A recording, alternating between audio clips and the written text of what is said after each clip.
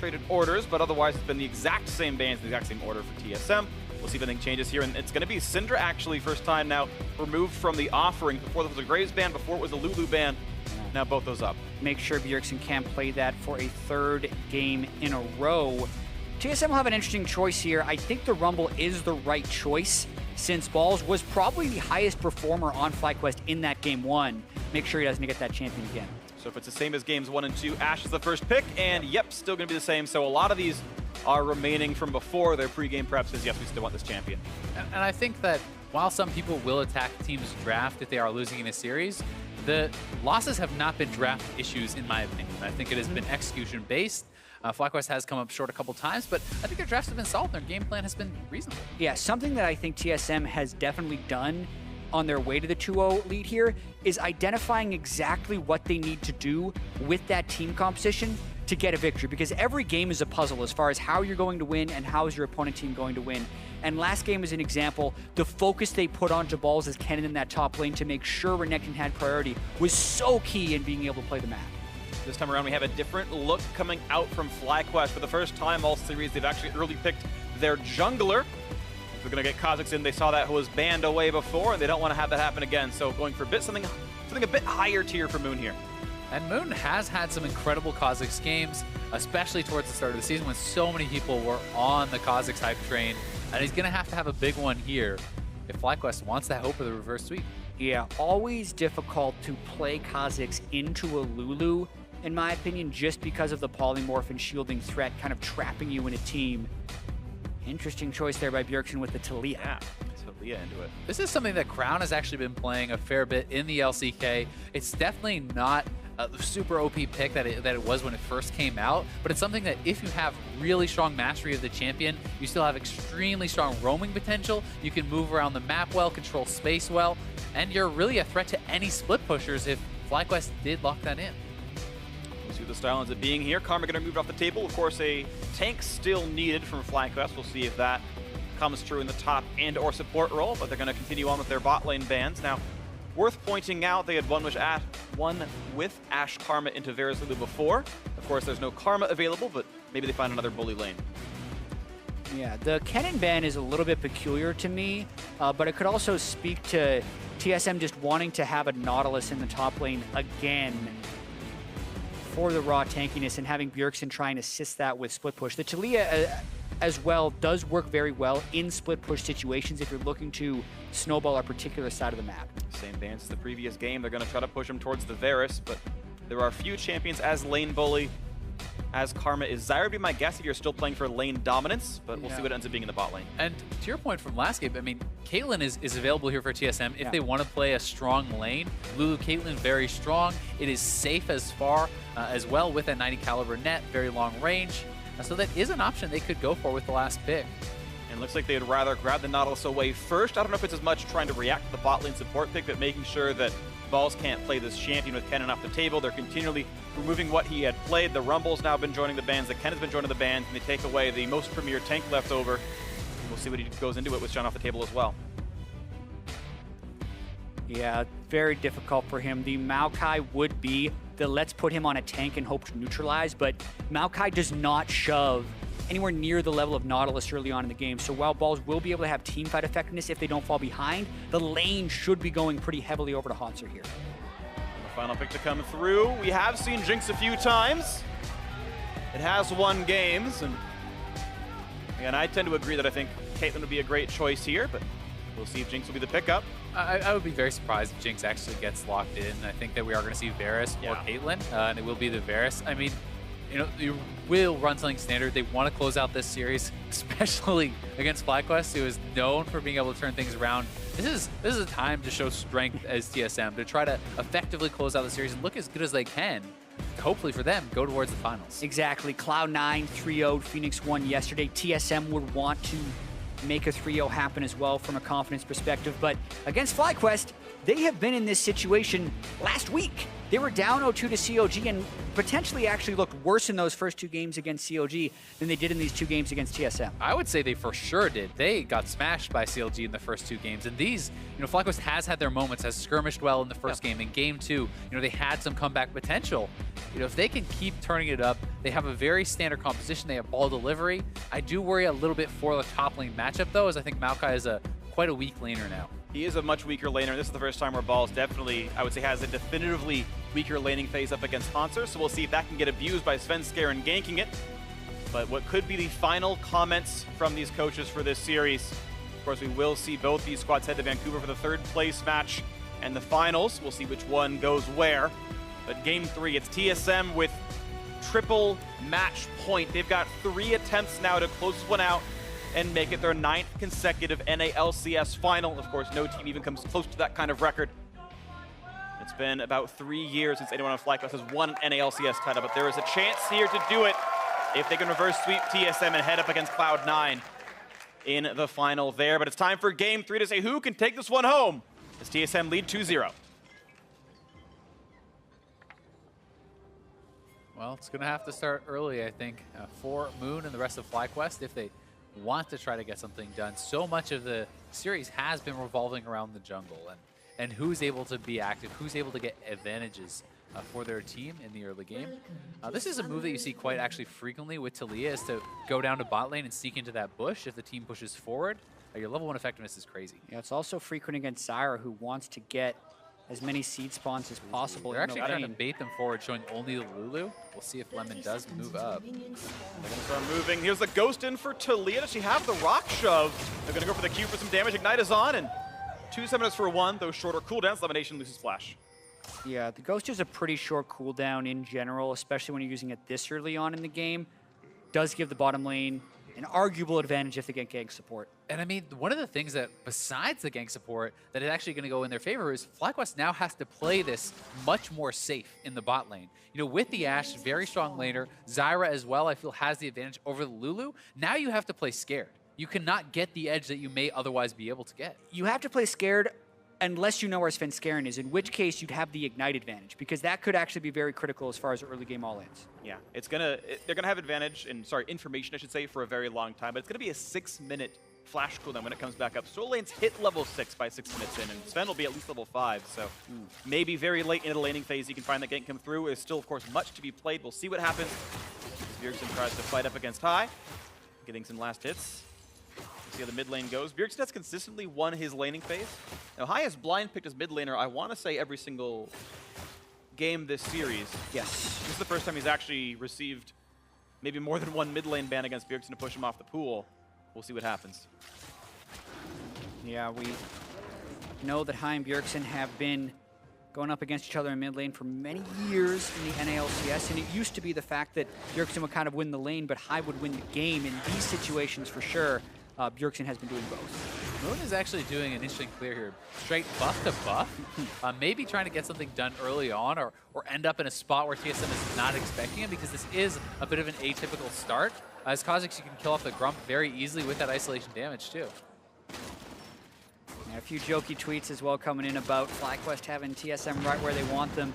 And if you think about it, I'd love to get some stats on this. So when High is in best of 5s and is down 0-2, I almost want to say he reverse sweeps more often than not, because it's happened 3 times in memory, twice in the gauntlet run of 2015, and then also last week against COG. So definitely not out of the realm of possibility. It is an option. We'll see what happens here. You can see right now FlyQuest kind of understanding that Graves is bot side. You can see that Trinket Ward come out from Altec. And Lemon not playing too far forward. So if you check Moon's path here, he's actually going to end up on top side. He has a smite available. He is looking pretty healthy. Maokai has incredible gank assist, so that is somewhere they could look to actually try to go. We'll see if he decides to end up there or is just going to do more of a safety full clear. Yeah, he will be very healthy after killing this Scuttle Crab, though. Leaping onto it, knowing it's going to be on a 15-second cooldown, so beats Svenskeren to the spot. Little chunk right there, damage back and forth on both sides. All Graves will see is that the Scuttle's been taken, and you actually can't, I don't believe you can deduce when it was taken. There's no obvious timer for that, other than the fact that it was within a minute. He will invade towards the Gromp, and he will find the Gromp has been taken. Both level 4. Here comes the 1v1. Right into melee range. Does favor Moon. No walls to hit as well, but he's going to find the bounce anyway. Moon is actually going to be the one forced away. Both top laners coming down. Who can roam first is the big question. Bjergsen is coming as well, so is High.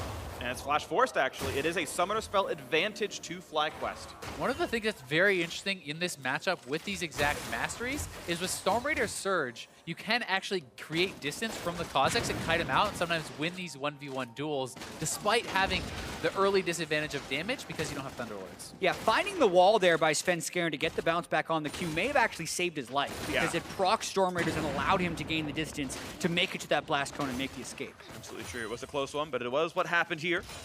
High gonna get knocked in, but he is equal farm, so I do want to give props to High for finally matching up well in this laning phase matchup against a player that everyone kind of calls the best laner in North America. Bjergsen had been winning the matchup. High is equal for now. Moon now looking for the mid lane gank. Control Ward knows that he has not been seen.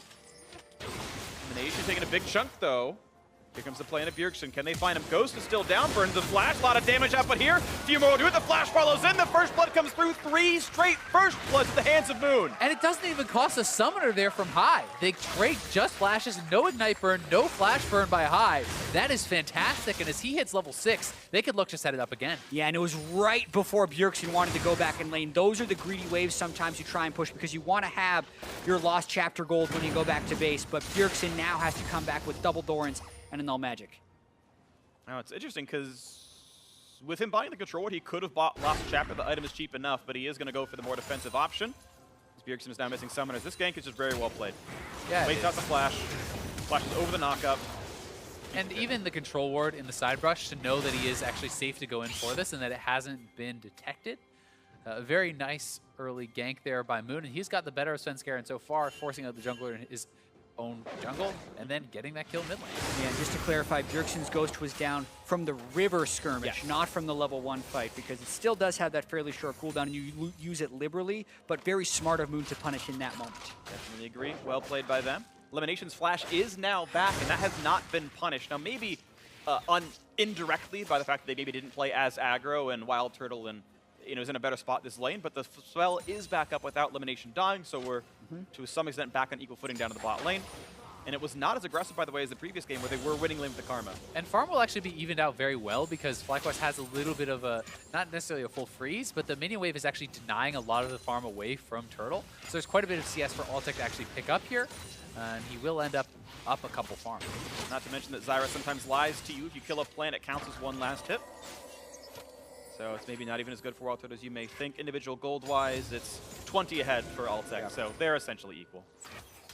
Very competitive, and whoever hits level 6 first has the potential to make those pretty big plays. Slight advantage for Altec. Yeah, I mean, Ashe Zyra, level 6 is extremely powerful. If you hit the Ashed Arrow, easy full combo follow-up with the root into ultimate from Zyra, and that can work great with the Kha'Zix gank coming in.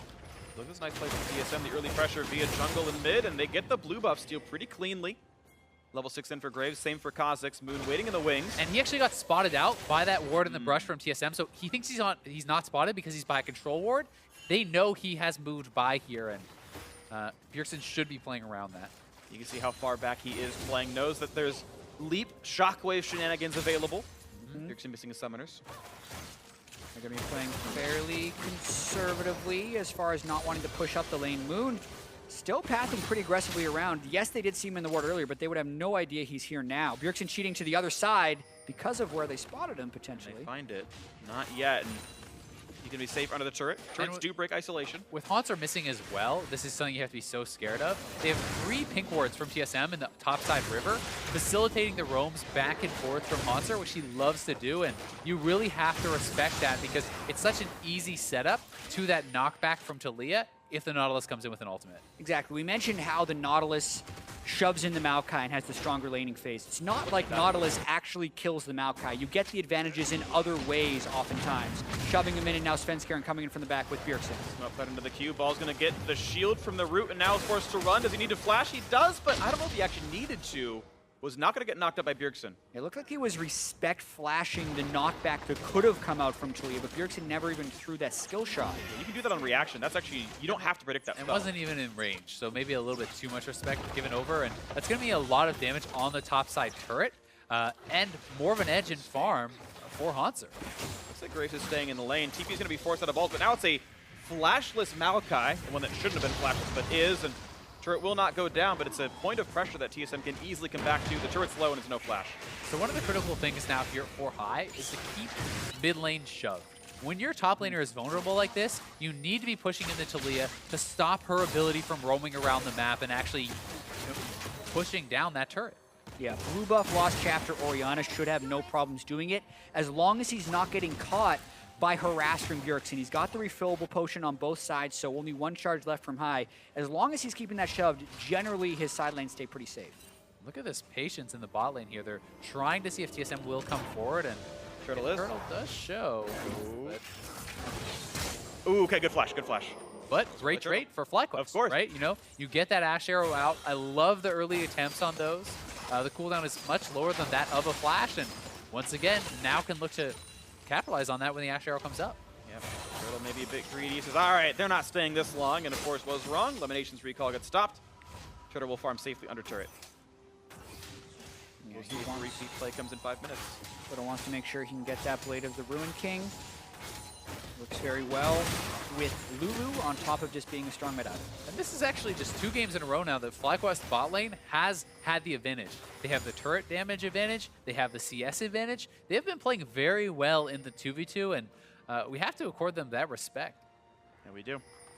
Yeah. Have to play for the bot, then turn around. And this is the one moment where High didn't have mid lane shoved in. Bjergsen immediately goes to try to make pressure elsewhere because he'd gone back for that Morella Namiko. And no TP on balls, TP for Hanser. TSM is trying to make a play around that to force for this turret. This could be 5-men bot very quickly. They do know because of Hawkshot. They saw them come through the jungle, so FlyQuest know about this. They've got some wards over the walls, and they say, yep, this dive is not going to happen. Yeah, it's the play that TSM wanted to make, but they didn't want to take that risk because it was fairly telegraphed, and FlyQuest did see it coming.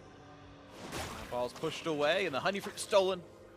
Hanser taking a quick snack as he goes back to his own lane. And that top lane turret's actually getting incredibly low. Triple Doran's ring by both the top laners to try and match wave clear and early strength plus mana regen, but even then, you're seeing the discrepancies between the Nautilus and the Maokai. And a lot of that is really the power of the Graves. Having this ranged jungler who just walked in the lane after pushing off the turret, you can crush turrets as Graves faster than probably any other meta jungler.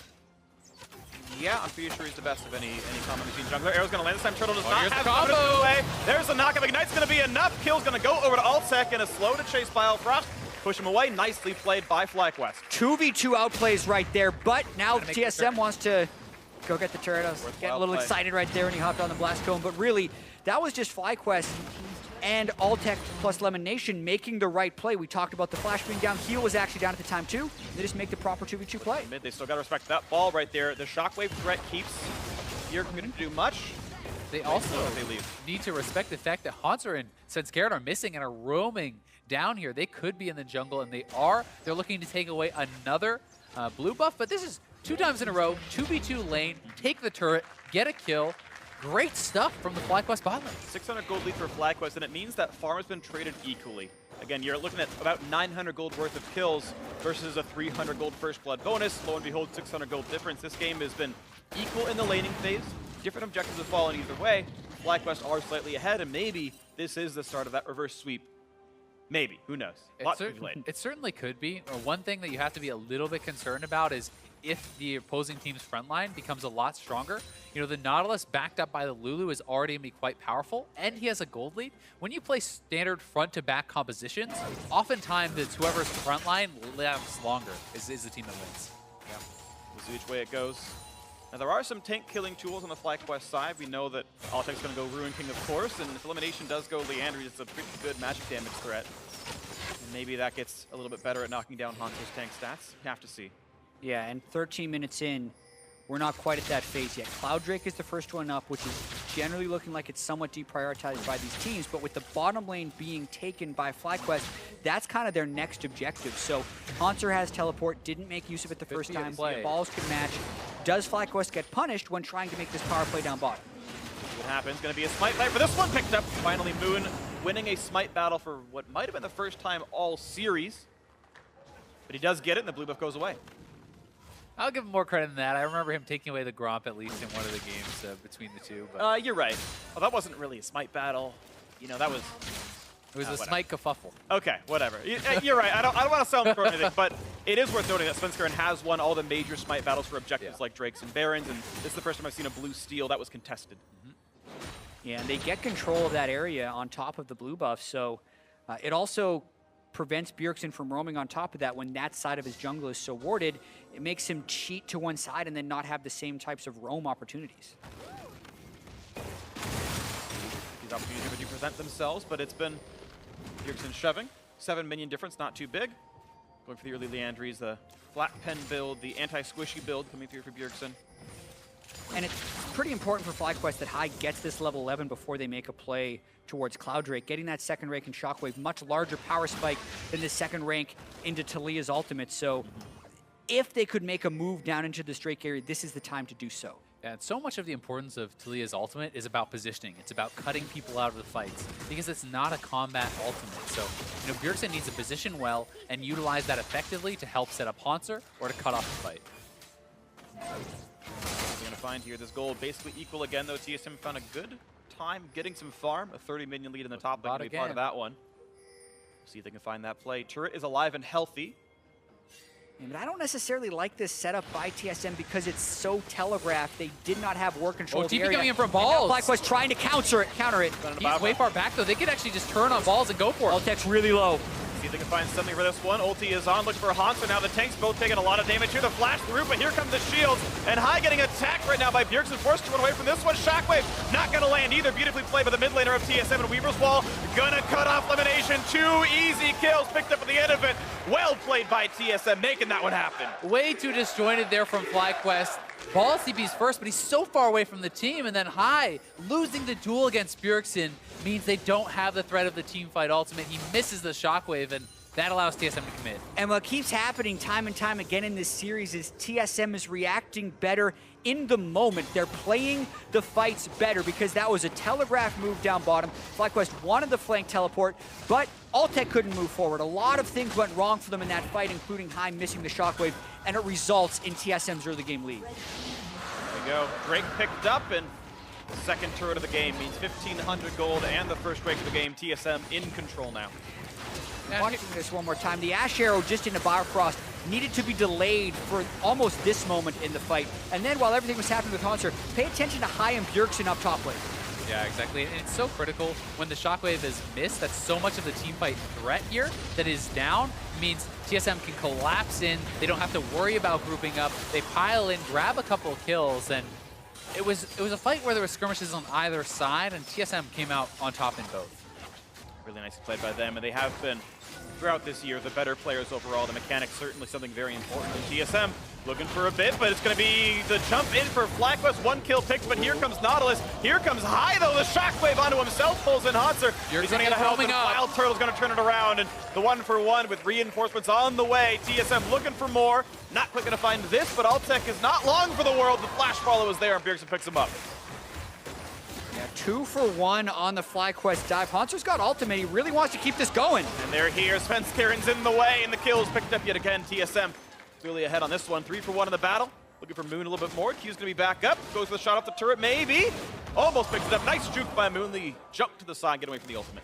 Really got to see the extended chase thanks to the Storm Raider's surge, giving him an early movement speed boost. But this does go from bad to worse for FlyQuest because they missed a lot of spells in that follow-up dive, specifically High not finding his rhythm on Orianna this game. Yeah, they want to force a play, get something back here on the top side, and the initial kill is great, but all fights again in the mid lane. Underneath the turret, 5v1. Down goes Balls. Probably shouldn't have been there, but a well-played dive all the same. TSM find another with the Nautilus ultimate. Is that one up? Nice depth charge, and this game is getting broken apart rapidly. 4,000 gold now for TSM, under 18 minutes. Yeah, and in the chaos, it's actually TSM who is coming out on top right here, starting to make the game a little bit more wide open. 4,000 gold in about the last 2 or 3 minutes, and it's so interesting when we look at the season as a whole.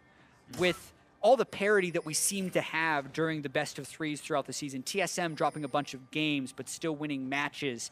FlyQuest jumping out to this early lead. You had Phoenix 1 competing for those top 3 spots all year. Yet, if TSM does continue to extend this, you could still see TSM and C9 in the finals again with double 3-0s potentially being more dominant than ever in the playoffs. Yeah, it's a pretty crazy turn of events, but Bjergsen moving in here. Not quite getting the kill for himself, but he tried. And I do think it's funny that we can get back to that spot, and that would be a rematch of the summer finals from last year in Toronto.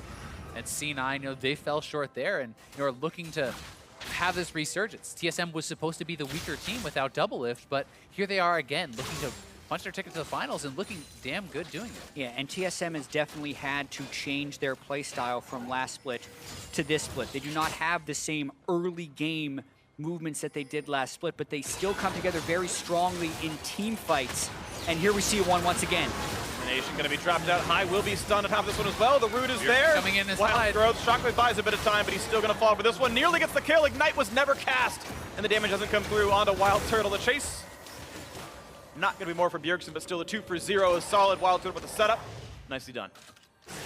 Just stays alive. The Ignite most likely could have ticked him down, but High may not have even gotten in range for it towards the end of it. TSM has continued to push. Look for this turret. They're not quite going to find it yet. Hauntzer has just been so much more effective at being in the right place at the right time throughout this series.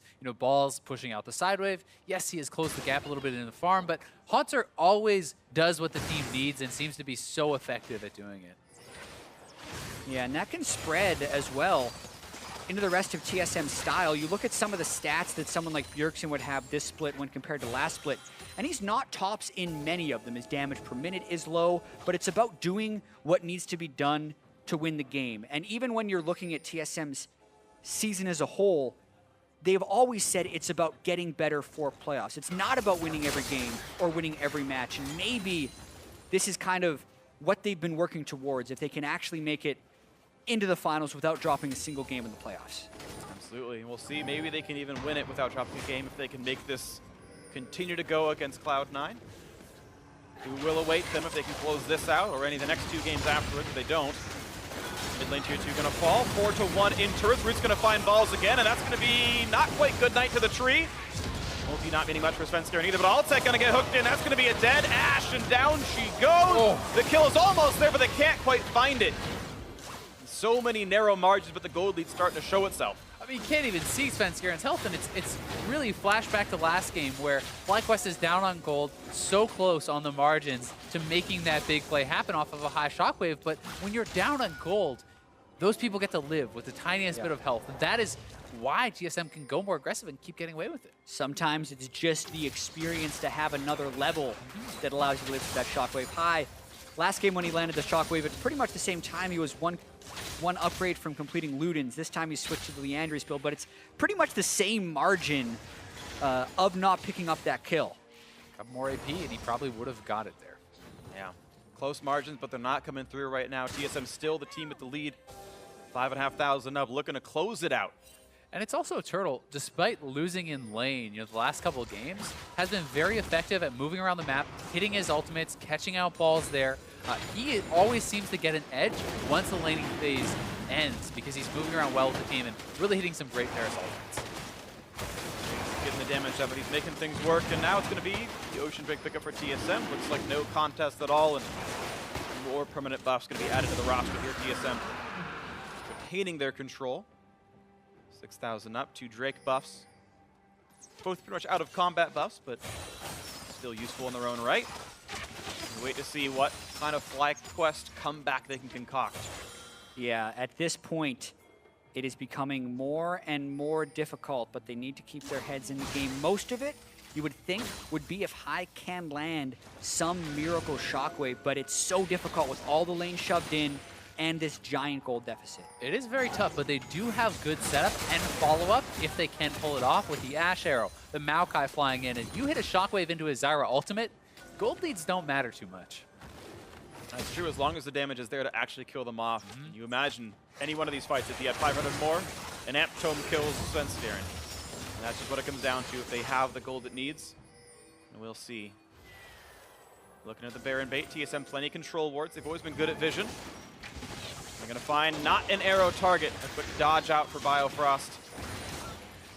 Yeah, difficult try there by Alltech. Biofrost was speeding himself up on Lulu, so made it much more dodgeable. And this is the beginning of the setup for TSM. You can see 3 control wards around this area, 1 in the pixel brush, 1 in the side brush, and 1 here in mid lane. They're trying to pull FlyQuest in, and they're looking to get a killing blow fight. And Hauntzer is actually hoping to get the home guard far. Exactly. They're going to be going for a full flank right here. Maybe too far. This is super far away, but let's see if he can pull it off. He's going to run through some minions. Altec's going to see him. Hook is there, but no one's there to reach the target. Moon's going to 1v1 Bjergsen. Look for the solo kill and not going to find it. Bjergsen gets it back. Shotgun catches Biofrost, but the backline is getting evaporated. Elimination down in health. Hawks is going to look for it. Got to find it. 2 for 1 so far, TSM. Altec puts the heal, looks for the wild turtle engage. Turtle they down. get the kill picked Bjergsen's up. low. He needs to kite away and stay alive. They get Sven. Yes, they will. 3-2 so far. Advantage to FlyQuest. Balls can't find another kill just yet. And despite Hauntzer finding that flank, he was so far from his team cannot follow up. Hai does a great job zoning them out with the Orianna ball, and FlyQuest wins the fight. Yeah, and TSM wanted so bad to get the flank teleport, they just seemed to force that play because Hauntzer was potentially in position to help start the fight in a front-to-front. But what ended up happening as this fight played out, and we're going to see in the replay, is TSM almost ended up having to fight a 4v5 through the tank line. FlyQuest may be staying around too long. TSM is still behind them, and they could get flanked, but Hauntzer actually got cut off by that wall. He can't get through. Now they have to cancel it. We will buy a couple of seconds of time, but Bjergsen's in a bad spot. There's the root in onto Balls. Doesn't matter too much, but there's a chase through. Nice pickup by Biofrost and Bjergsen. 5v4 on the map. And Alltech has just not been able to hit the arrows when it matters. Misses another big one there, just like last game. Misses the arrow on Bjergsen. Now it's TSM moving towards Baron with the advantage. Such a critical moment right there, having Hai fall, because again, FlyQuest was hoping to make it back in the game. Now it's 5v4 He's Baron. come in now. The damage output here. Moon wants into this one. 6 doesn't help him. Baron. They know it's not down just yet. Ball's in the front line. 5v4. Wild Turtle and Hauntzer have ultimate, so they want to fight this. Hooks in on the Balls. The tank is going to drop pretty rapidly. Gets a shield. Buys a bit more time. Stun's going to land on a Moon, I believe, in the backside. They get them off Baron. If they could get out, that's big, but Balls will be going down. Roots buys some time. He's going to fall for this one. Q's not going to get him away. Hai is now back up, though. He has to run there, and they did stomp the Baron. So while giving up a kill is not great, they avoided Catastrophe off that play. And to kill the wards away as well, so FlyQuest do get a bit of control for now. Yeah, and watching this happen one more time, you see how far away Hauntzer tried to teleport in on because they wanted the full cutoff, but then look at how difficult it is for TSM to actually get into the fight. Yes, Bjergsen wins the 1v1 up top right there, but the Shockwave and the Zyra ultimate just keep the TSM DPS from joining the fight in a timely fashion. Yeah, Lemon was huge in that fight. Triple root into the triple hit ultimate. Great play from him. Zones out the team, and they can't follow up, which, you know, nets FlyQuest another lease on life in this game as they pick up some gold from the turrets and stave off the Baron. And it buys some time, but this game's still 5,000 apart. TSM gonna typically win any fights, but it's all about the execution. As you mentioned before, the Shockwaves can always turn things around. And the gold on these frontliners, we talked about it early in the game, is such a big discrepancy now that despite Maokai being inherently more tanky with the ultimate, the Lulu to back up the Hauntzer and a massive gold lead with a full item advantage means the frontline is so strong. Exactly. Maokai's ultimate gives you damage reduction, but a Randuin's actually gives you more damage reduction if you're talking about actual health pools. So does Lulu with big shields, but they're looking to fight once again here. Balls. Locked into tank and pops. Guilty into the back line. They go once again. Arrow's going to land on Bjergsen, but he gets away with it. Mikhail's Crucible actually going to be the moment there. Once again, damage on Bjergsen. Nice slow. Moon's going to cut away for this one. Hauntzer back into the front, looks for Balls. Hai knocked into the air, stays alive, but Balls out of HP and does get flattened. Moon's forced to jump away as well. 5v4. Health bars are fine for TSM. Hai still has Shockwave, but it's just really hard to get in range to do so. Hauntser's super low as well, so he'll have to recall the base, and there's a chance we see some resetting here.